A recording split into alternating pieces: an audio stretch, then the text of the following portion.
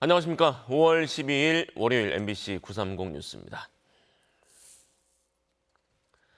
잠시 후 오전 10시 15분부터 내란 우두머리 혐의 등으로 기소된 윤석열 전 대통령의 세 번째 공판이 열립니다. 이번엔 법원이 지하 주차장 출입을 막으면서 지상으로 들어가는 윤 전 대통령의 모습이 공개될 예정인데요. 포토라인에서의 발언 여부도 주목됩니다. 먼저 서울중앙지법을 연결해 보죠. 윤상문 기자, 현장 분위기 어떻습니까? 네, 윤석열 전 대통령의 내란 우두머리 혐의 세 번째 공판은 잠시 뒤인 오전 10시 15분부터 이곳 법원 청사 417호 형사대법정에서 시작됩니다. 현재 법원 청사는 일부 출입구가 폐쇄되고 일반 차량의 법원 경내 통행도 금지됐습니다. 지난 두 차례 재판과 달리 오늘은 법원이 윤 전 대통령의 지하 주차장 이용을 허가하지 않았습니다. 다른 피고인들 또 이명박 박근혜 전 대통령과 똑같이 윤 전 대통령도 법으로 걸어서 들어가게 된 건데요. 특히 법원은 보안 검색을 강화하는 등 만일의 사태에도 대비해 경비 수준을 끌어올린 상태입니다. 출입구 주변으로는 언론사의 포토라인도 설치돼 있는데요. 윤 전 대통령이 기자들 질문을 받으며 법원에 들어갈 가능성이 높은 상황으로 카메라 앞에서 직접 발언을 할지도 주목됩니다. 지금까지 공개적으로 위헌 위법한 비상계엄 선포에 대해 반성이나 사과를 한 적 없는 윤 전 대통령이 이번에는 다른 모습을 보일지에도 관심이 쏠리고 있습니다. 윤 전 대통령이 피석에 앉은 모습이 처음으로 공개된 지난 2차 공판과 달리 이번엔 법정 내부는 공개되지 않습니다. 네, 생중계 연결 화면이 잠시 고르지 못했습니다. 여러분의 양해를 부탁드리고요. 이 재판의 핵심 쟁점은 아무래도 윤 전 대통령이 국회의원을 끌어내라는 지시를 했느냐 여부인데 오늘도 이 부분 관련한 증인들이 출석하죠? 네, 그렇습니다. 오늘 공판에서는 오상배 수도방위사령관 부관에 대한 증인신문이 진행될 예정인데요. 계엄 당일 이진우 전 수방사령관 차량을 함께 타고 국회에 투입됐던 수행 장교였습니다. 앞선 검찰 조사에서 유의미한 진술을 하기도 했는데요. 이 전 사령관에게 총을 쏴서라도 문을 부수고 들어가서 끌어내라는 윤 전 대통령 지시를 들었다고 진술한 인물입니다. 이 전 사령관 역시 당시 들은 말은 정확히 기억나지 않지만 수행장교가 맞다면 맞다는 취지로 진술하는 등 신뢰를 나타냈습니다.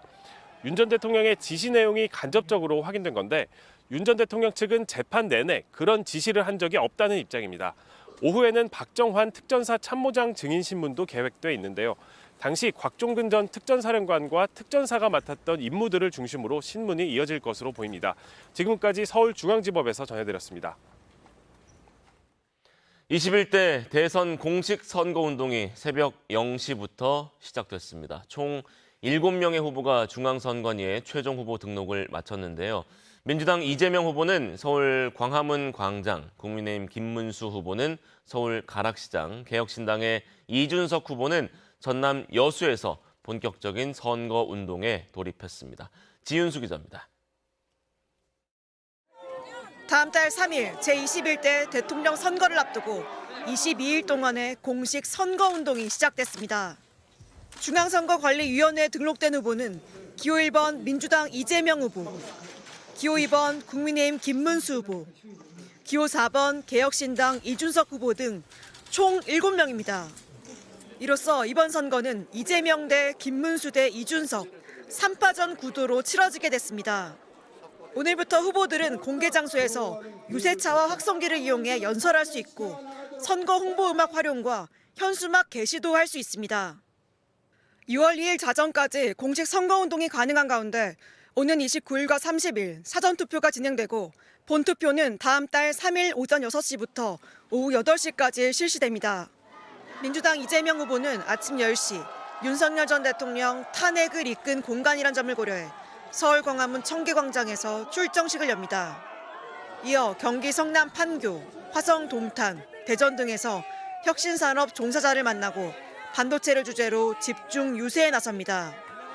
국민의힘 김문수 후보는 새벽 5시부터 서울 송파구 가락시장을 방문해 밥상 물가를 포함한 민생 문제 해결 의지를 강조했습니다.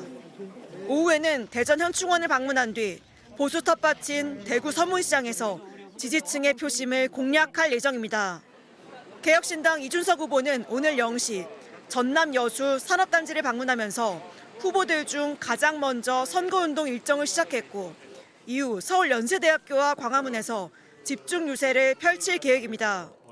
MBC 뉴스 지은수입니다. 밤사이 대선 후보를 기습 교체하며 극심한 갈등을 겪었던 국민의힘에서는 당원 투표로 김문수 후보가 최종 후보로 확정됐습니다. 김민영 기자입니다.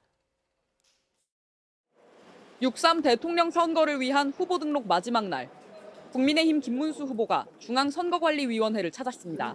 놀라운 기적이 일어났다고 생각합니다. 보통은 찬반 투표를 물으면 찬성이 많이 나오지 반대가 많이 나오는 경우는 아주 이례적입니다. 하루 전까지만 해도 자격이 박탈됐는데 다시 대선 후보 자격을 되찾아 공식 후보로 등록한 겁니다. 국민의힘 지도부가 추진했던 한덕수로의 후보 변경 시도는 당원 투표에서 막혔습니다. 한덕수 후보를 국민의힘 후보로 변경하는데 찬반을 묻는 질문에 응답한 당원의 절반 이상이 반대한다고 답변한 겁니다. 새벽에 기습 입당한 한덕수 전 총리의 후보 등록 공고는 순간 자취를 감췄고 3번의 경선을 거쳐 선출된 김문수 후보가 다시 최종 후보로 확정됐습니다. 무리하게 후보 교체에 나섰던 쌍권 지도부의 권영세 비상대책위원장은 책임을 지고 물러났습니다. 경쟁력 있는 후보를 세우기 위한 충정으로 우리 당원들의 뜻에 따라 내린 결단이었지만 모든 책임을 지고 제가 물러나겠습니다. 한덕수 찬성 투표가 부결된 건 절차적인 문제에 대한 당원들의 반감이 컸기 때문으로 분석됩니다. 여기에 김문수 후보가 반대표를 던져달라고 호소하고 한동훈 전 후보도 반발하면서 반한덕수 표심이 결집한 걸로 보입니다. 반면 한덕수 전 총리는 자신을 추대하려는 친윤 지도부만 과도하게 의지하다 역풍을 맞았습니다. 국민의힘은 후보 선출 과정에서 극심한 갈등을 드러냈고 김문수 후보는 당내 통합을 최우선 과제로 내걸었습니다. 한덕수 전 총리를 만나 협조를 구했고 의원총회에선 사과의 의미로 큰 절을 올렸습니다. 신임 사무총장으로 온 박대출 의원을 내정했고 경선 후보가 참여하는 선대위를 가동했습니다. 김 후보와 의원들 모두 언제 단일화를 두고 싸웠냐는 듯 화목한 단체 사진도 연출했습니다. 김 후보가 국민의힘의 지지를 온전히 받을지는 의문입니다.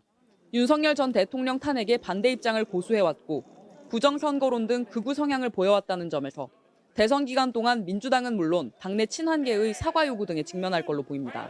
MBC 뉴스 김민영입니다. 한편 민주당 이재명 후보는 어제까지 51곳의 지역 행보를 마치고 오늘부터 공식 선거 운동에 돌입했습니다. 정상빈 기자입니다. 지역 행보 마지막 일정으로 전남을 방문한 이재명 후보. 국민의힘 김문수 후보가 최종 확정된 데 대해 후보 교체는 말이 안 되는 일이었다면서 다행이라고 말했습니다. 그래도 선출된 후보가 됐다니까 다행으로 생각합니다. 하지만 곧바로 내란 동조 세력과 내란을 비호하는 후보가 어떻게 국민의 선택을 받겠다고 할 수 있겠느냐면서 공세에 시동을 걸었습니다. 김문수 후보가 가장 먼저 해야 하는 일은 사과라고 날을 세웠고 국민을 상대로 총부리를 들이댄 내란 행위에 대해서 먼저 석고 대죄부터 해야 된다고 생각합니다. 김 후보 지지를 호소한 윤석열 전 대통령을 향해서도 사죄부터 했으면 좋았을 것이라고 꼬집었습니다. 이 후보는 거듭 지금도 계속되는 내란을 진압해 나가고 있다며 지지층 결집을 호소했습니다. 반역사 세력, 반공화국, 민주공화국 세력을 반드시 제압하고 진짜 대한민국 만들어야 하지 않겠습니까? 다산 정약용 선생의 유배지 강진에서는 네 편 내 편이 아닌 먹고 사는 문제 해결이 가장 중요하다며 실용주의를 내세웠습니다.